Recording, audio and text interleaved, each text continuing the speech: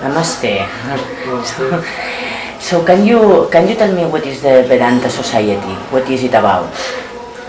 Vedanta Society is about spreading the message of Vedanta from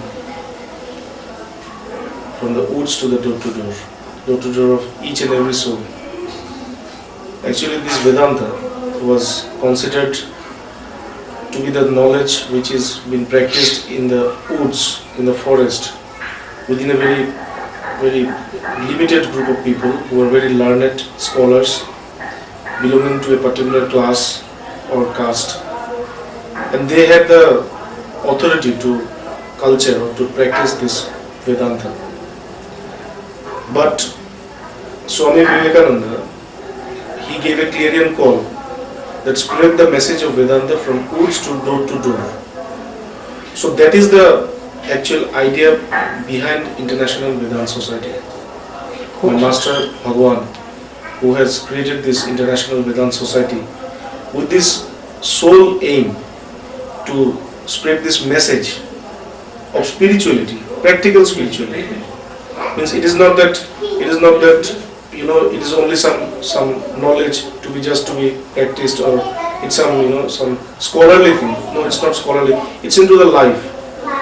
Whatever the essence of Vedanta, whatever Vedanta is there, the essence, it comes into the life of a man through meditation, through hearing about the Vedanta, through practicing it in our day-to-day life. So this is Vedanta Society. So who were the woods? The woods? I don't know. Woods means forest. Ah. Forest means the place where the rishis or the munis, the seers of truth, they used to stay before. In a forest, in a deep forest, they used to practice, away from this ordinary world of this world. They used to stay in the woods to practice, this knowledge. More in contact with the nature. More in contact with the nature, and also with calmness, with solitude.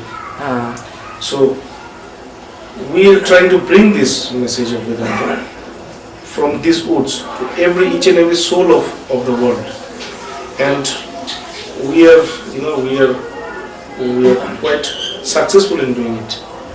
Many people, innumerable people all over the world, they are now practicing this Vedanta in their life. They are meditating, they are chanting, they are trying to know the self. The essence of Vedanta is to know yourself. Who are you? Yourself. So this is the main question. Who are you? What am I? And the answer is that you are not a body, you are not a mind, you are not an intellect, you are not an ego. You are the self, you are the soul, you are the Atman or the Brahman, which is always free, all pervading, which is omnipresent, omniscient and omnipotent, which is blissful, which is peaceful. And this is your nature. It is not that when you practice Vedanta or when you know the self, you get all this. You are already that. By nature you are this. You are blissful by nature. You are peaceful, you are calm, still, quiet by nature. You have got tremendous power within you.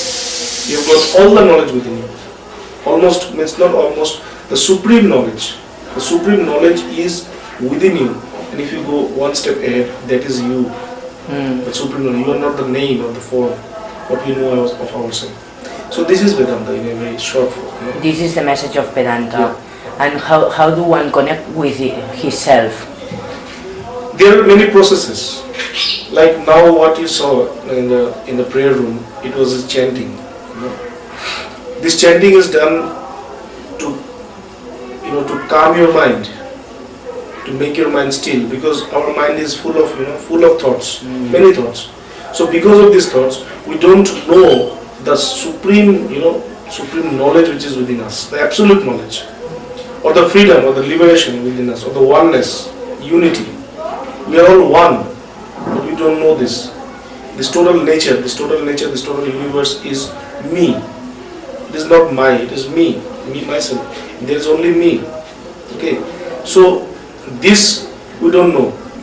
So by chanting, what happens? We calm our mind, quiet our mind becomes still, and then it starts realizing the consciousness which is beyond the mind.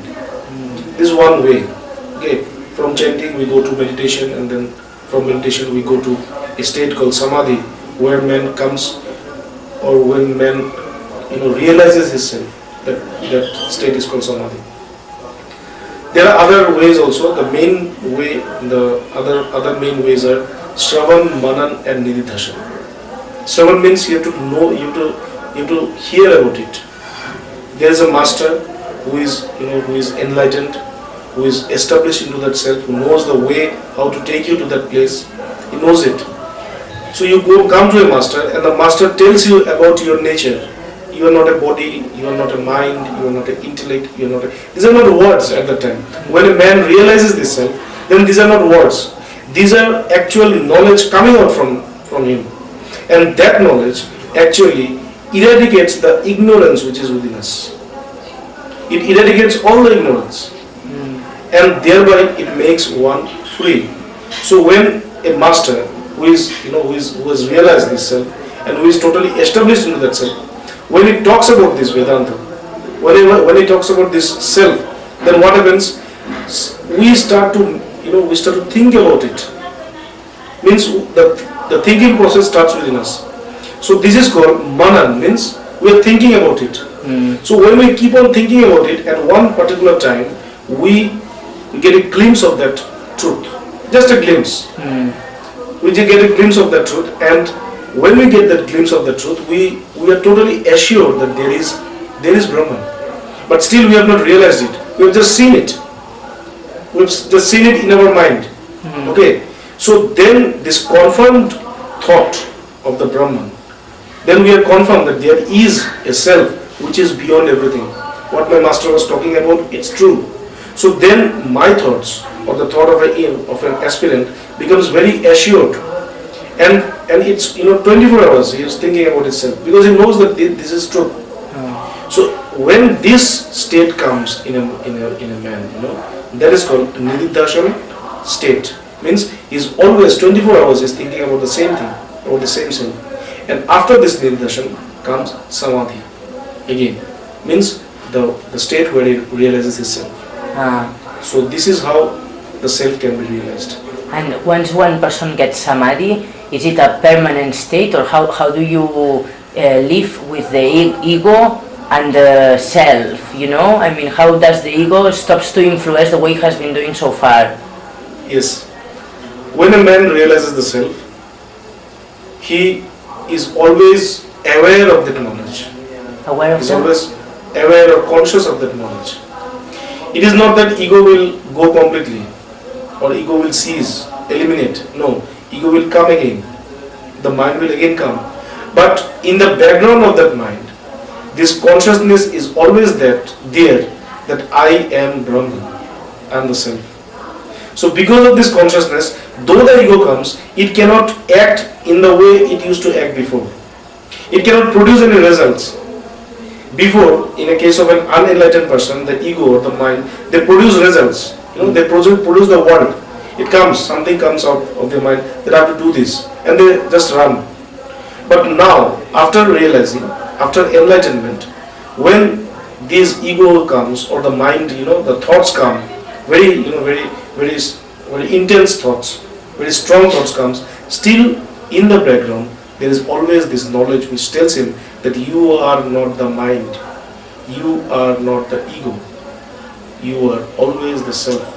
Whatever you do, you are always the self. Like, there's a very beautiful example of Ramakrishna Paramahansa, who says that a snake, when it's still, there also is a snake.